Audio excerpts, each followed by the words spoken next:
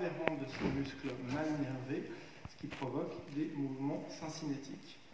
Et puisqu'on a compris que l'origine de ces troubles était neuronale et pas fibrotique ou anatomique, on a changé le nom de toutes ces pathologies pour les appeler dysénervation congénitale des nerfs crâniens, abrévié Tichy en anglais. La caractéristique principale et la plus importante dont il faut se rappeler quant à ces pathologies est leur caractère congénital et non évolutif.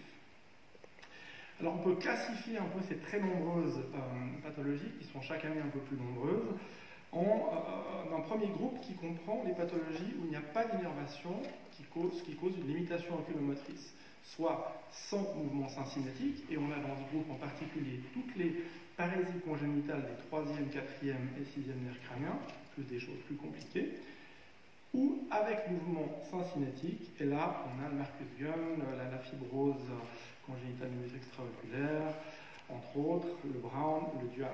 Et puis on a un deuxième groupe où l'innervation normale est présente, mais en plus on a des co-innervations qui provoquent des syncinésies oculomotrices. Alors en 15 minutes j'ai renoncé à passer tout ça en revue, je vais m'attacher à vous exposer la dysénervation la plus fréquente, le syndrome de Duane, et puis une dysénervation qui a une partie de syndrome de Brown congénitaux qu'on a proposé comme faisant partie des dysénervations relativement récemment. Alors le Duane, c'est 1 à 4% des strabismes, donc c'est de loin la dysénervation la plus fréquente. Et vous avez sur ce petit film le type 1 qui est le plus fréquent, avec une limitation de l'abduction de l'œil gauche, et puis ce rétrécissement, vous voyez maintenant, des fentes palpébrales en abduction, qui est lié à la rétraction, à la co-contraction du droit médial et du droit latéral, on le verra après. Alors qu'est-ce qui cause tout ça? Tout ça est sporadique dans l'énorme majorité des cas, atteignant 60 dans 60% des cas des femmes, et puis plus souvent l'œil gauche que l'œil droit. Eh bien, la première explication étiologique qui a été mise en avant sont simplement les facteurs mécaniques et anatomiques qui ont été constatés en péropératoire, avec une insertion du droit médial que l'on trouvait plus postérieur que normalement, et puis un muscle droit latéral complètement fibrosé, hypoextensible.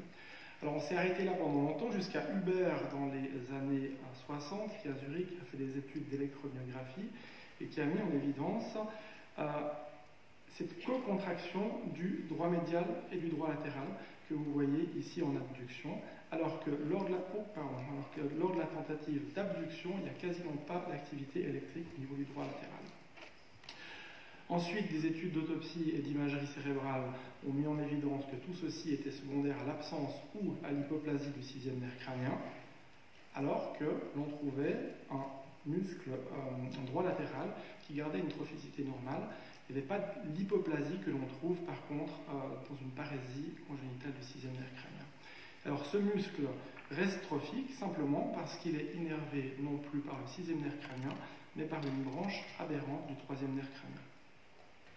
Donc pour résumer le mécanisme d'un syndrome de Duane, on a une aplasie ou une hypoplasie du 6e nerf crânien, une dysénervation du muscle droit latéral par une branche aberrante du 3e nerf crânien, ce qui provoque une co-contraction des muscles droit latéral, droit médial, qui explique la rétraction du globe en abduction. Le globe reculant, eh bien, la fente palpébrale se ferme, c'est ce qu'on voit le plus facilement, et puis peut être responsable des mouvements d'échappement vers le haut ou vers le bas lors des tentatives d'abduction par un effet de laisse. En fonction de l'importance de l'innervation qui persiste au niveau du droit latéral et celle du droit médial, on définit 4 types de syndrome de Duane qu'on va passer en revue. On commence par le type 1, dont vous avez déjà vu la vidéo, et qui est de loin le plus fréquent puisqu'il représente 4 cas sur 5. Dans ce cas-là, on n'a pas d'innervation du droit latéral par le 6, le droit latéral étant innervé par une branche aberrante du 3e nerf crânien. Ça provoque cette limitation d'abduction que vous voyez, et puis la co-contraction provoque la rétraction en abduction que l'on observe beaucoup mieux en observant le patient depuis le côté. Ce qu'il est important de noter, c'est qu'on a une très forte limitation de l'abduction, mais dans le regard droit devant, on a un strabisme convergent tout à fait modéré. C'est très différent que ce qu'on a dans les cas de parésie du 6e nerf crânien. Vous avez un film ici, vous voyez qu'il y a certes une forte limitation de l'abduction, mais il n'y a aucune rétraction en abduction. Et en position primaire, on a un strabisme convergent beaucoup plus marqué que dans le syndrome de Duane. Deuxième groupe, ou deuxième type de duane par ordre de fréquence, c'est le duane de type 3, où cette fois, on n'a toujours pas d'innervation du droit latéral par le 6, mais l'innervation par le 3 est répartie presque également entre le droit médial et le droit latéral. Ce qui fait qu'on n'a ni abduction ni abduction, et puis on a toujours cette rétraction en abduction qu'on observe bien depuis le côté. Et chez cette patiente, on a un mouvement d'échappement vers le haut. Le strabisme est assez variable.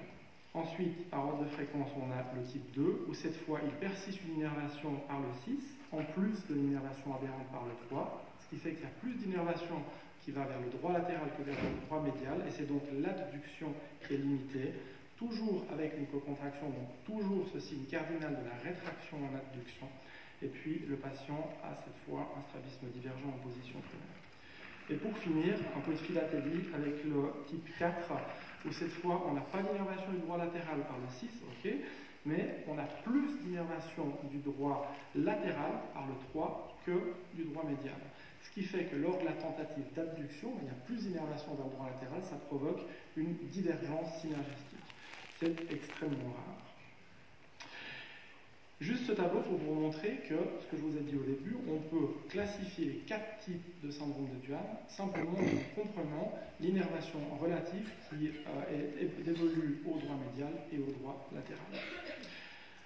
Pour résumer, quand il n'y a pas de 4, soit on n'a pas de désinnervation et on a un tableau de parésie congénitale du 6 avec une atrophie ou une hypoplasie du droit latéral, soit on a une désinnervation par une branche du 3 et on a un droit latéral qui reste de trophicité normale, et puis on a un syndrome de Duane. Alors qu'est-ce qui cause tout ça?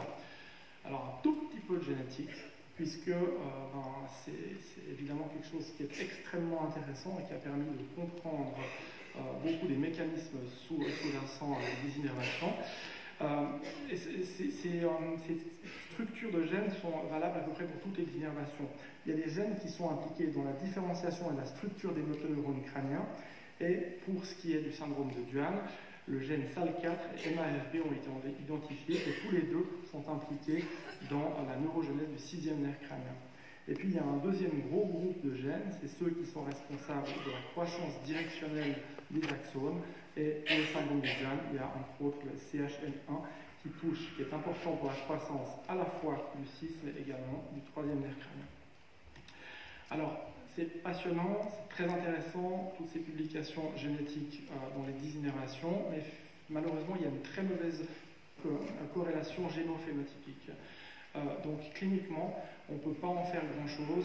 Je crois que quand on a un tableau qui est clinique, enfin qui est assez clair, moi je ne demande jamais d'analyse génétique parce que ça ne m'aide en rien. C'est pour le moment beaucoup plus utile pour préciser les classifications des désinnervations et donc comprendre le mécanisme que pour en faire quoi que ce soit en clinique. Alors, des tératogènes ont été impliqués, comme le thalidomide, dans le syndrome de Duane. Et puis, récemment, le professeur Mathieu Robert et Cameron Parsa ont proposé un mécanisme assez intéressant de thromboembolisme in utero dans le territoire carotidien, qui pourrait expliquer la prédominance féminine et puis la prédominance d'atteinte de l'œil gauche compte tenu de l'asymétrie du système carotidien. Mais il faut bien reconnaître que pour l'énorme majorité de ces syndromes de Duane, on n'a juste pas de possibilité d'élucider la cause de ce trouble oculomoteur. Voilà pour la dénervation la plus fréquente. Quelques mots sur le syndrome de Brown congénital, dont on a montré récemment que certaines formes pouvaient faire partie des désinnervations. Le syndrome de Brown, je vous le rappelle, est caractérisé par une limitation de l'élévation qui est maximale en abduction de l'œil atteint. Ici, ça ne monte pas, alors qu'en abduction, ça monte beaucoup mieux. Et d'autres critères qui ne sont pas importants pour aujourd'hui. La cause de cette limitation d'élévation en abduction est une pathologie du muscle oblique supérieur. Et il y a une variété d'anomalies anatomiques qui ont été décrites, qui est absolument phénoménale, touchant soit la partie tendineuse antérieure du muscle oblique supérieur, soit atteignant la poulie avec des résidus embryonnaires par exemple, ou encore avec des anomalies de la partie musculaire rétrotrochléaire.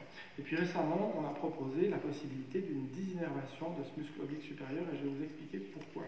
En vous présentant le cas de ce patient qui a été suivi à Lausanne entre l'âge de 2 ans et de 16 ans, avec sur ce coordimètre, vous le voyez, une limitation de l'élévation en abduction bilatérale. Okay, le patient n'était absolument pas gêné. Regard vers le haut, je vous le rappelle, c'est un regard qu'on n'utilise pas, sauf si on est coureur à vélo, comme j'aurais pu l'être si j'avais pas pris le train.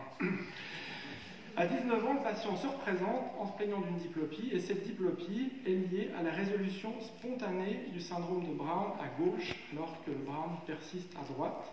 Vous voyez ici, à gauche, l'œil monte parfaitement bien en abduction maintenant, alors qu'il persiste une forte limitation d'élévation en abduction à l'œil droite. On fait une IRM chez ce patient, examen qui révèle l'absence de quatrième nerf crânien à droite, où persiste le Brown, alors que le nerf est présent à gauche. Sur les coupes orbitaires, on retrouve un diamètre absolument symétrique du muscle oblique supérieur. Donc il n'y a pas d'hypoplasie de l'oblique supérieur. C'est très différent de ce qu'on retrouve dans les parésies congénitales du quatrième nerf crânien, où 3 patients sur 4 n'ont pas de quatrième nerf crânien, mais ça s'accompagne d'une hypoplasie importante de l'oblique supérieur. Donc chez nous, pas de 4, pas d'hypoplasie musculaire, signe indirect de la présence d'une innervation alternative de l'oblique supérieur. Ça, c'est les coupes qu'on fait au regard en bas. Et vous savez que le regard en bas, c'est le champ d'action principal de l'oblique supérieur.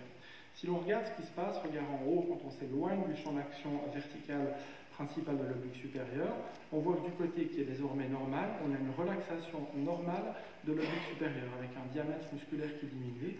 Ce n'est pas le cas du côté où le Brown persiste, le diamètre reste le même. Et on interprète ça comme le signe indirect d'une innervation qui reste constante de l'oblique supérieur, probablement par une branche du troisième nerf crânien.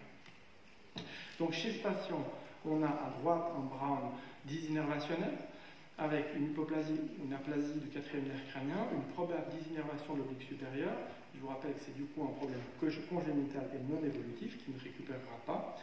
Alors que du côté de l'œil gauche, on a eu probablement un Brown beaucoup plus commun, anatomique, avec une anomalie au niveau du muscle, au niveau du tendon, de la trochlée, qui se résout soit simplement avec la croissance des structures, soit grâce aux contractions répétées du muscle droit supérieur. Cette résolution des Browns congénitaux survient entre 21 et 75% des cas, ce qui justifie la plus grande abstention thérapeutique chez les enfants. Il faut aussi se rappeler qu'un Brown est très gênant pour les parents qui observent leur enfant depuis en haut, mais plus l'enfant va grandir, moins il va utiliser son regard vers le haut, et moins ça sera gênant pour tout le monde. Donc chez ce patient, on a l'illustration du fait que le syndrome de Brown congénital peut avoir plusieurs étiologies pour un tableau clinique absolument normal, et ceci également chez un même patient. Donc quand on n'a pas de 4, pour reprendre l'analogie avec le dual, soit on n'a pas de dysinnervation et on a un tableau de parésie congénitale du 4 avec une hypoplasie musculaire, et puis vous avez la motilité typique avec une élévation en abduction liée à l'hyperfonction secondaire de l'oblique inférieur. Et puis si on a une probable dysinnervation de l'oblique supérieur par probablement une branche du 3, et bien on a un tableau de Brown avec cette fois une limitation de l'élévation en abduction. Voilà, je vous remercie beaucoup pour votre attention.